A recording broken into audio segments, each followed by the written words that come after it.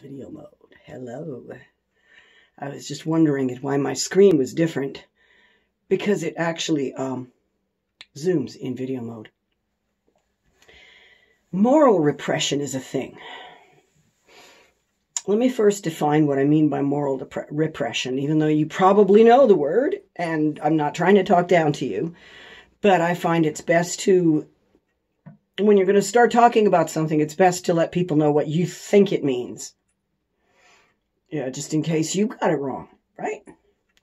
Moral repression is when the morals of a group of people are imposed on other groups of people against their will by political, economic, and social means.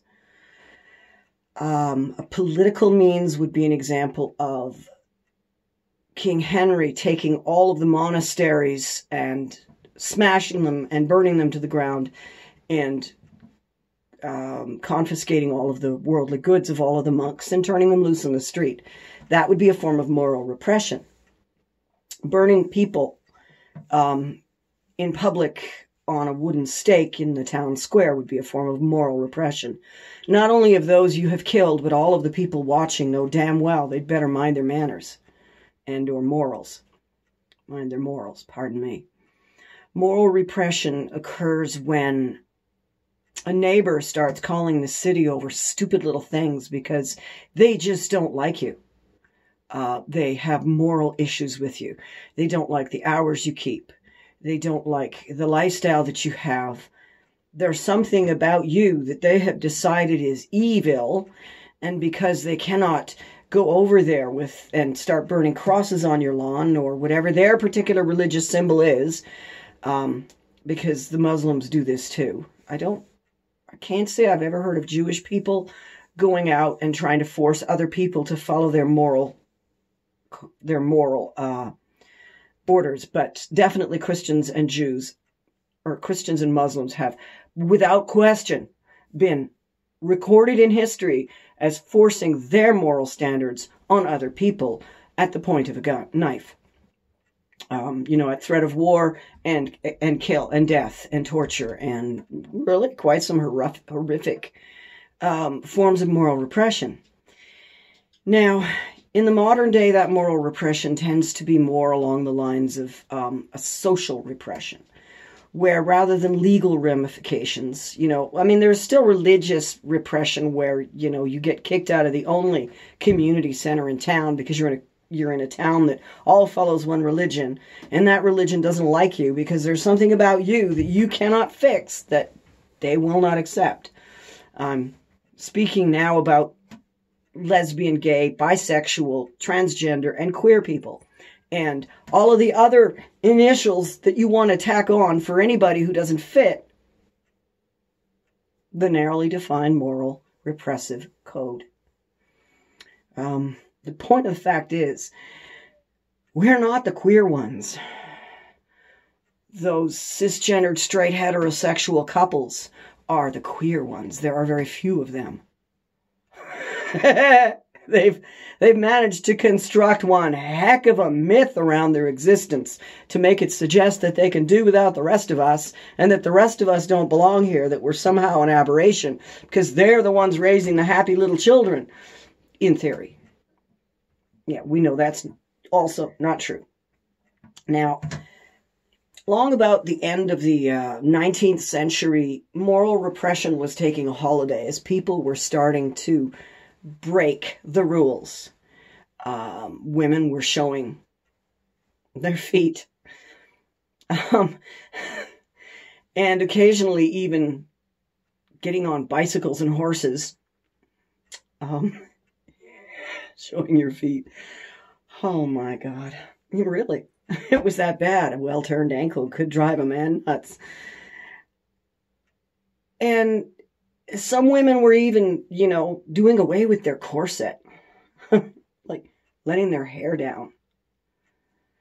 Whew. Can't have that now. Well, but we were having that. And that was what was happening. And along came this thing called the Great War. We now call it World War I. But I don't know if that nomenclature is really all that wise. The First Great War and the Second Great War would be less inclined to suggest there must necessarily be another one yet. Things come in threes, and well, if you're counting, you don't need to count more than 2 objects, so therefore you're expecting a third. World War III. And of course, third strike, you're out. That's the end of it all. So I'd really like to change the nomenclature from World War I, World War II to the Great Wars. The First and the Second Great Wars of Europe. In point of fact. Because the only reason Asia ever got involved was because, to some degree, they were trying to throw off oppressive colonial overseers from Europe. Most of them. Some of them were just, being opportunistic. Yeah, I see you, Japan. But never mind. They figured it out since then. They're pretty nice people. I like Japanese. I like what I know of Japanese. It could be a big PR stunt. Who cares? I can't go there.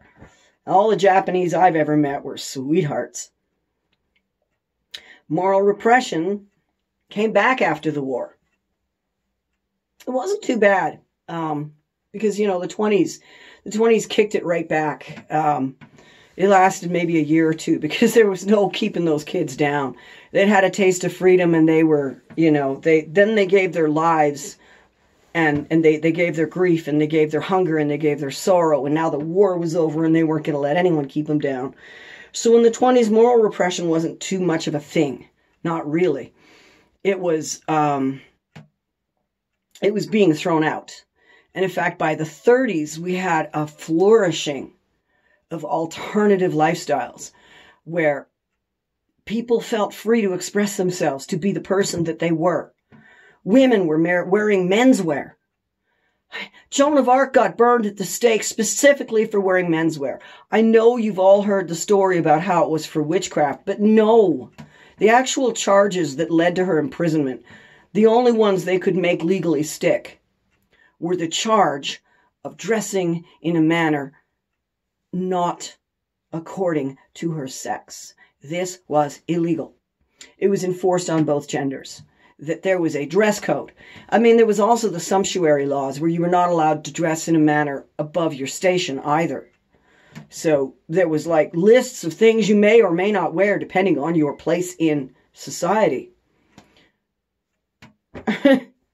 And you didn't have to be literate to know, because someone was going to come along and rip that little silk ribbon you'd found. You found a silk ribbon in a tree, you'd tied it around your braid, someone came along and ripped it off you and made it clear to you that silk was above your station.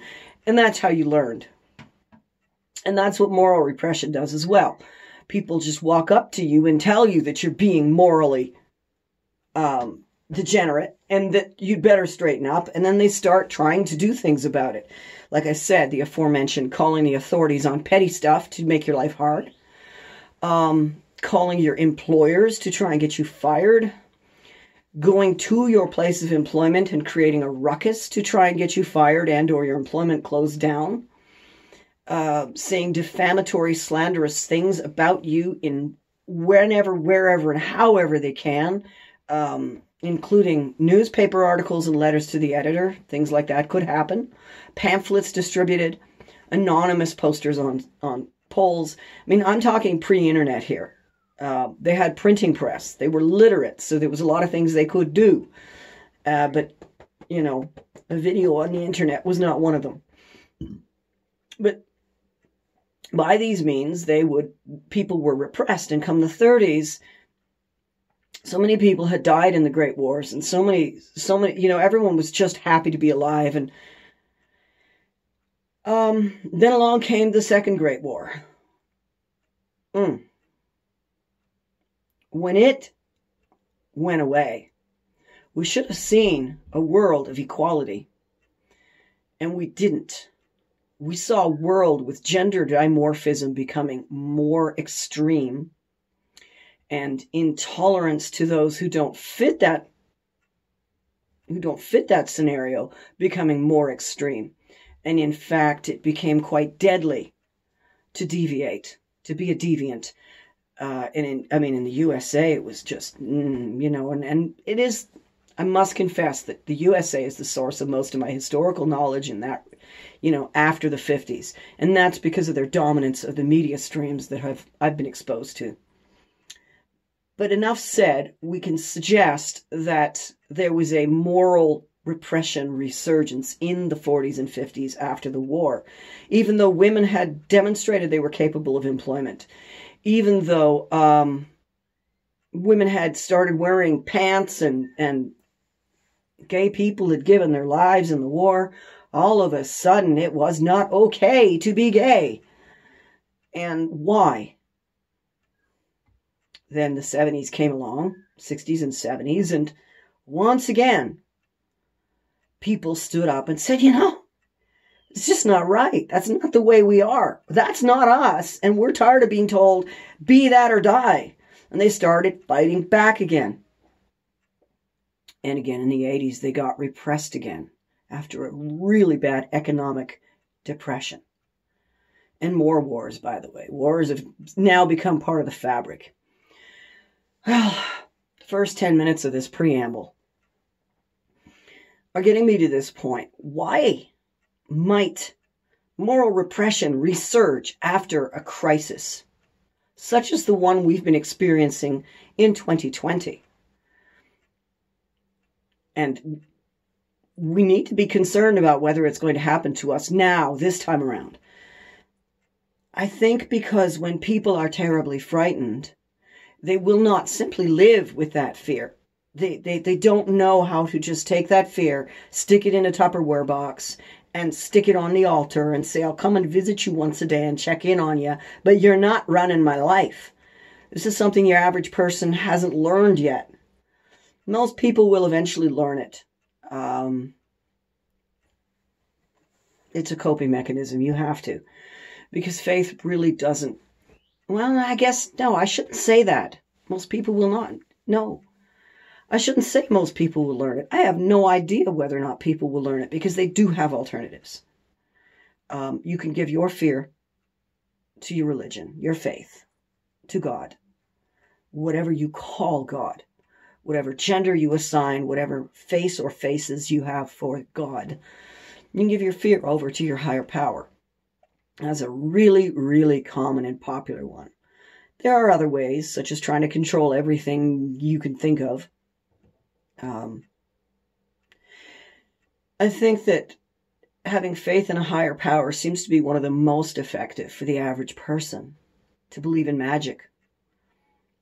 Definitely something that I do. I do believe in a higher power, and I do believe in magic, and I do believe in my connection to it, and I do believe that it's there for me, and it is a faith, and it does give me comfort. It gives me strength. I'm not gonna really get into it. I think I have touched on it more than once. It doesn't really matter what the definitions are, does it? It doesn't matter what your definitions are. Well, it might. And that's the thing. Some people, it really matters to them. And that's where we get to this moral repression. Moral repression is partly a way of controlling the unknown around you, that fear thing. But it's also something that opportunistic narcissists jump on. These are people who just want to play games all day. They're just using every moment of every day as part of some weird virtual mystery murder game thing. They think that life is a giant head trip game, and that's okay, and that's what makes life worth living for them, I guess. It's hard to understand people that aren't you, especially when they do things that you disapprove of. And that's moral repression again. Me telling the narcissist, no, you may not be sitting there trying to see how many people you can fool and use and manipulate. Because that's me trying to tell him what to do. I can only say to him, no, you can't treat me that way. And yes, I am going to tell everyone else you're trying to treat me that way. And then they can choose. You can do that. But you can't tell him he can't try. That is his nature. And that is becomes a form of repression. Moral repression. Why the hell can't he play head trips with people? Why not? He wants to. It's fun. Is it a moral thing that you're not allowed to? Well, if people let him get away with it, then he can. And if he can, then he can. Where's this may? That's moral repression. You may not is moral repression. You cannot. It's just a fact. It's simply, you cannot fly without some kind of invention assistance. You know, you cannot fly naked without some assistance, you know, like a cannon. I can fly with no wings. Look, Ma, no wings. No helmet either. So, during a hard time, people turn to their faith. And of course, we know that two of the most popular faiths on the planet are Christian and Muslim. And what do those faiths both have in common? Say it with me. Moral repression of non-participants. There's a lot of faiths with moral repression of its participants and adherents. Lots and lots and lots, because religions usually take a faith and wrap it in a code of living, which may or may not enhance survivability of the society. That's something that you can spend an entire PhD figuring out. Whether or not the particular living codes of a particular religion specifically made it easier to survive in any particular context. You know, like, to give you an example, Muhammad spent an awful lot of time explaining how to scrape your butt with a rock when you're pooping in the desert and not wind up getting sick from it. They didn't have TP. They didn't have much water.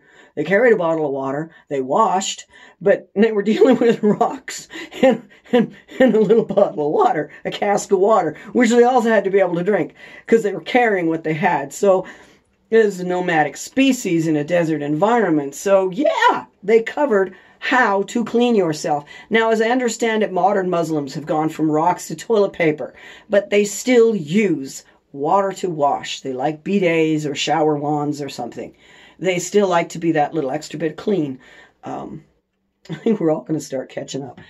This is my bidet in a bottle. I just fill it with water. It's got little holes.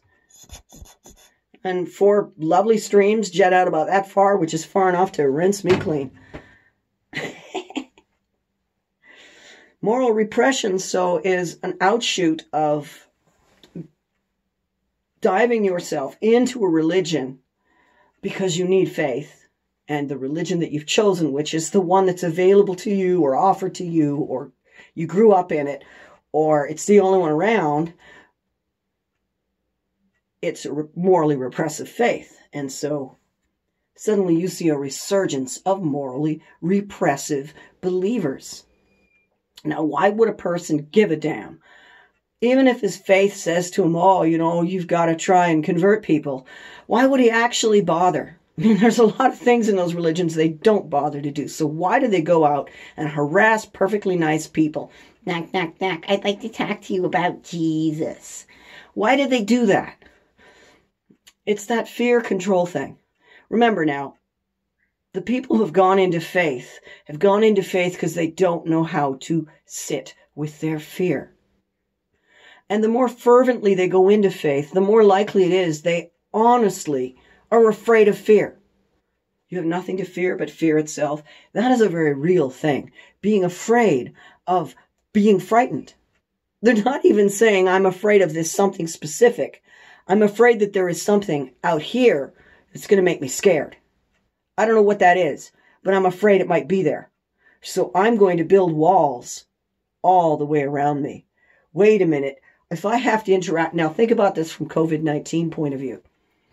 Uh-oh, demonetize. Oh, wait, I can't monetize anyway.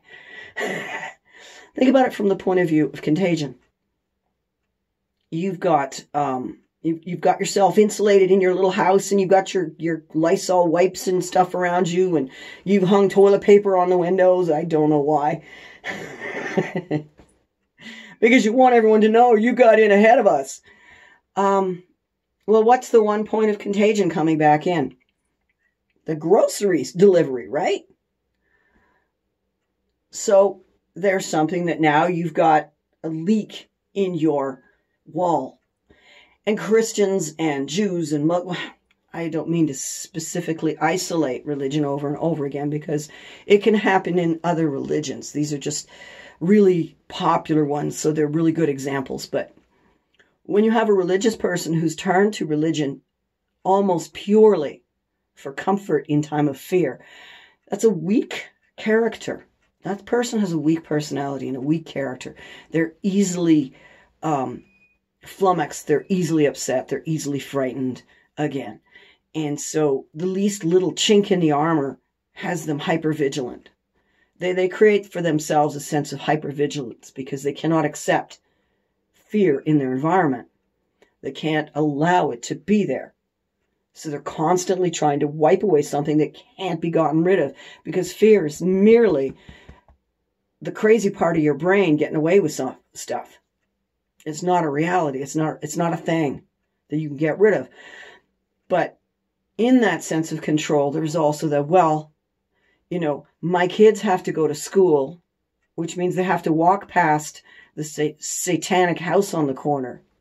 And I'm afraid that the satanic evil is going to leak out of the house and contaminate my kids. Kind of like a contagion. People who are frightened of just about everything are also frightened of unknown everythings. And they start to develop that sort of a germophobic approach morally. Now, all of a sudden, anybody who doesn't live the lifestyle they want their kid to live has to be weeded out of their kid's environment. And because we live in a diverse world, that means weeding them out of the world, which is where the moral repression comes in. Now you've got somebody who, armed with her moral outrage, it's often women, but it used to often be men. Now it's women. I really don't know why. I don't think it's a gender thing. I think there's a personality type. Because it's been men too.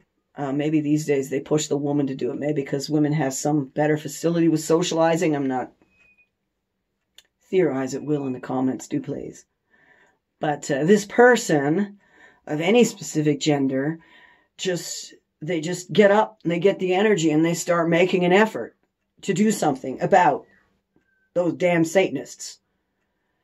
And that's where moral repression happens. When you have enough of them together, the community changes its tone. And the people who don't agree start to feel like they better keep their mouth shut because they don't want to be next. That's how you get Nazism, really. Will we see our beautiful blossoming of variety and diversity get stepped on next year? As all of these people who found God decide that they need to shove it down our throats? Their God. I hope that you will think about that.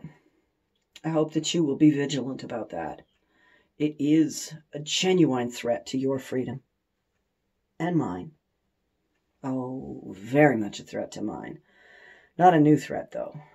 It'd be kind of like someone says, yeah, okay, I know you keep stepping out of the closet, but I'm just going to kick you right back in there now, okay? Slam.